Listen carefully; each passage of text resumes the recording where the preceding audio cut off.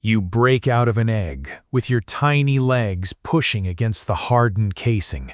All around you, hundreds of your siblings are doing exactly the same thing. They crawl over one another, forcing their way into the open world. Some are still trapped inside, their bodies twitching as they struggle to escape, but you don't stop to help. In this world, survival is your only concern. Your mother laid these eggs months ago. She attached them to a random fence in someone's garden, not because it was special, but simply because it was available. You will never meet her. Mating drained her body, and producing the eggs took what little remained.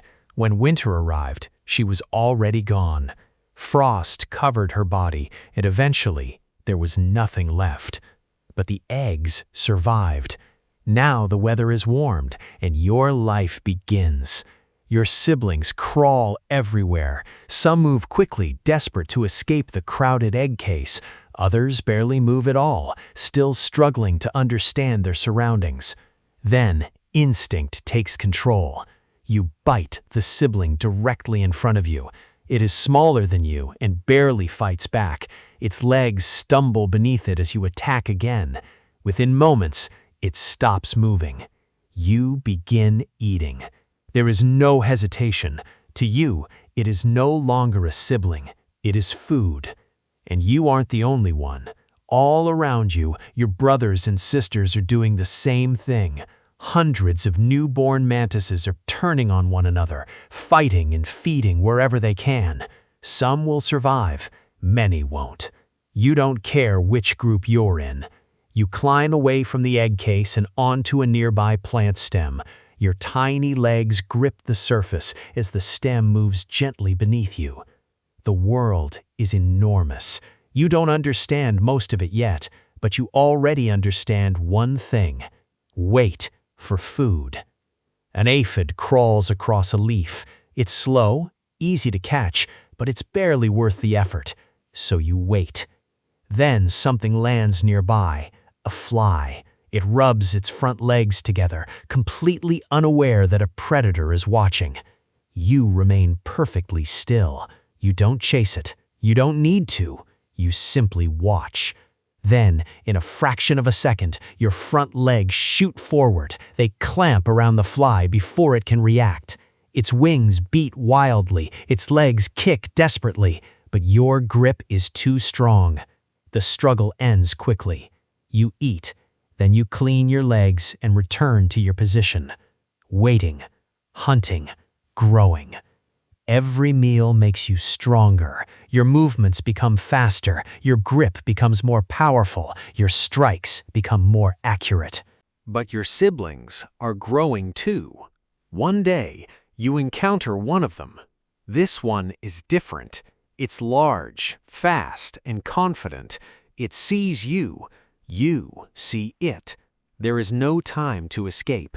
Its front legs snap open and rushes toward you. You dodge the first attack, but it turns almost instantly and attacks again. This time, you can't move fast enough. Its body crashes into yours, forcing you backward. Its mandibles snap dangerously close to your head. If it bites first, you're finished. So you fight. Your front legs lock onto its body. You push with everything you have. It is stronger, but it's also heavier. You twist. It loses balance. That's all you need. Your mandibles strike. You bite through its soft body. It struggles violently, kicking and twisting, but slowly its movements weaken. Then they stop. You remain still for a moment. The danger is gone. You won. But victory isn't the end. You eat. You consume as much of the body as possible. And then something strange happens. Your body begins to feel painfully tight. At first, you think you're injured. Then, the pressure increases. Your skin feels as if it is shrinking around you. Your legs lock onto the plant. You can't move. The pressure becomes unbearable. Then, your body splits open. Your old exoskeleton tears down your back. You push forward, pulling yourself out of the hardened shell. One leg emerges, then another. Slowly, your entire body escapes the old casing. You have molted. But now, you're in serious danger. Your new body is soft, your legs are weak, your defenses are almost non-existent. If a predator finds you now, you may not survive. So you wait. Minutes pass. Your new exoskeleton slowly hardens. Eventually, you can move again. You're stronger, larger, faster. But now, you need more food than ever. Tiny aphids aren't enough anymore. Flies aren't enough either. You begin hunting larger prey, moths, beetles, crickets. A careless beetle doesn't stand a chance. A moth lands too close, your legs snap forward, finished. A cricket is more difficult. It spots you at the last moment and jumps. You react instantly. You launch forward and catch it in midair. Then, you find something even more interesting. A spider. It's large enough to be worth the risk. It's sitting on its web, waiting for prey. But today, the predator has become the prey. You approach slowly, one step at a time, keeping your body low. You get closer. Then, something moves behind you. You turn your head, almost completely around. A wasp is flying directly toward you. It's fast, it's dangerous, and it has a weapon, a stinger. You don't wait. Your front legs shoot forward. You intercept the wasp in midair. Before it can sting, your mandibles strike. The wasp's head is severed. Its body falls. You don't even stop to eat it. The spider is still there, still waiting, still unaware. You continue toward it. Then you attack. Your front legs clamp around its body. The spider struggles. The web shakes violently, but your grip doesn't release. The spider falls to the ground with you. You finish the hunt quickly. Then you eat. Nothing is wasted, because in your world, every meal matters. Eventually, something else becomes important. Finding a mate. If you're male, your life takes a different path. You stop hunting. Your entire existence becomes focused on finding a female. You follow instinct. You move through vegetation searching for her scent. Other males are doing the same. Some are caught by birds. Some become trapped in webs. Others simply run out of time. But you continue. Eventually, you find her. She's enormous compared with you, stronger, more powerful, and completely focused on feeding. That is your opportunity. You approach carefully, too quickly, and she may notice you. Too slowly, and another male may reach her first. You move closer, closer. Then, you climb onto her back. She doesn't react. She's too busy eating. You remain completely still, and you mate. Now comes the most dangerous moment. You need to escape. You jump away and disappear into the vegetation. If you're lucky, you survive, but not every male gets away. Sometimes, the female notices. She turns. Her powerful front legs grab you. You struggle, you kick, you try to escape, but there is nowhere to go. She bites, and your story ends there. At least you completed your purpose.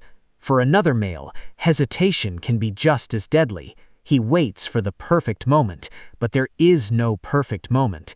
Another male reaches the female first. By the time you approach, the opportunity is gone, and so is your chance to pass on your genes. But if you're female, however, you continue. You hunt, you eat, you grow. Every meal prepares you for the final stage of your life. Eventually, instinct tells you it's time. You search for a sturdy surface, a branch, a rock, a fence, something that can support what comes next. You press your body against it. Then, the eggs begin to emerge. A soft, sticky mass forms beneath you. As the air touches it, it hardens into a protective casing. Inside are hundreds of future mantises. Your job is complete. You continue hunting for a while, but the seasons are changing. The air becomes colder. Prey becomes harder to find. Your movements slow. Your body grows weaker. Then, one day, you stop. Winter has arrived. You don't survive it, but your eggs do.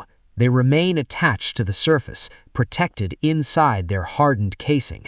Months pass, cold becomes warmth, winter becomes spring, and eventually, tiny legs begin pushing against the shell. One mantis escapes, then another, then hundreds more. Some will eat their siblings, some will be eaten, some will become powerful hunters, some will die before reaching adulthood. Eventually, one female will produce another generation of eggs, and the cycle will begin again. Life as a praying mantis is brutal from the moment you hatch. You may be born surrounded by hundreds of siblings, only to eat them moments later. You may spend your entire life hunting and avoiding predators, and if you're male, mating itself could be your final meal. But somehow, these strange predators continue surviving generation after generation, because in nature, survival doesn't require an easy life. It only requires surviving long enough to pass your genes forward. And for the praying mantis, that's the entire game.